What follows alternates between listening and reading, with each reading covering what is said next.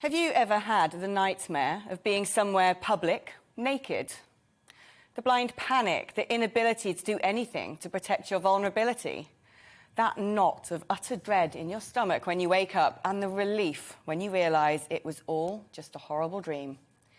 It can be a recurring subconscious torment for people suffering from anxiety. For many of us, it is one of the most panic-inducing moments to contemplate. Now imagine the horror of receiving a threat that explicit, intimate videos of you could be shared with the entire world. Your family, friends, colleagues, those that know you, those that don't. The terror of someone taunting and intimidating you with blackmail and threats of making your worst nightmare a reality. I know it well. Mere weeks before being elected as a member of the European Parliament, my Belgian ex-boyfriend, whom I had discovered was not only having a relationship with another woman who then gave birth to his child, but had used his job as a website developer to store my online banking details and was routinely sifting from my savings to fund his secret baby, entirely without my knowledge. When I happened to one day open my computer to an account he had logged into and discovered the horrific truth, my world came crashing down. Everything I thought was true was a lie. My situation was to go from horrific to hellish. Having discovered the full extent of the fraud and demanded he pay back the thousands he had stolen, the threats began. Threats to not only publish intimate videos of me he claimed he had filmed, but send them to every newsroom in the UK. Police in Brussels wouldn't help. I was told it was the responsibility of the British police. The police in Britain said the opposite. Plus, it was only a threat. The videos he claimed existed had not, well, at least to my knowledge, been posted anywhere. I had hit a dead end. For days, weeks, months, the torment and the panic continued. I did not know where to turn. Nobody could or would help.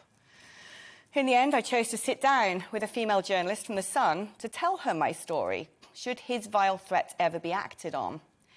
I was harrowed by the prospect of videos of me as a newly elected politician appearing on porn websites. But eventually I was too scared, humiliated and exhausted to have that story with the journalist published. To this day, my abuser has gotten away with it all.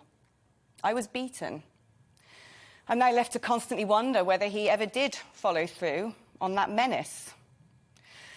This is the first time I'm telling this story publicly. Revenge porn, as it is called, is more prevalent than you think. Despite legislation being brought in to tackle it in 2015 and growing numbers of reported abuse, conviction rates have tumbled. The offence is not categorised as a sexual offence, as the motivation of the offender is rarely a sexual one. Yet the repercussions for the victim are often the same as sexual abuse. But that means people who have suffered revenge porn do not have access to the same support services. It also means the punishment carries less severity as a communications offence, with a maximum 2-year prison sentence for the worst incidents. It is also not a specific crime to threaten revenge porn. A proposed amendment to the Domestic Abuse Bill would potentially protect millions of potential victims from this grotesque and life-changing manipulation and intimidation. Abuse that is horrifically more prevalent than you realise. With the power to record and share material in the hands of anybody with a mobile phone, and increasing pressure on minors to share intimate pictures of themselves on platforms such as Snapchat, 1 in 3 underage teens have had a photograph of themselves non-consensually shared. Recently, a survey of 2,000 people by a UK law firm revealed 40% of us know someone who has been threatened with revenge porn. 15% said intimate sexual pictures of them had been shared without their consent, a figure that doubled in the past 2 years. 1 in 10 surveyed even admitting to having shared or threatened to share an explicit image, with a quarter of those saying it would have been for a laugh. This is no laughing matter.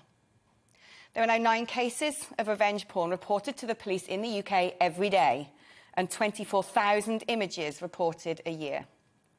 Today, we're looking at where we are at legally, if social media platforms are doing enough, and whether victims get the support they need. We'll be speaking to those who have suffered revenge porn and those working tirelessly to tackle it. It's a story that not only impacts me, but so many of you out there. A story that needs to be told so we can act together to stop it. Today, we really need to talk about revenge porn.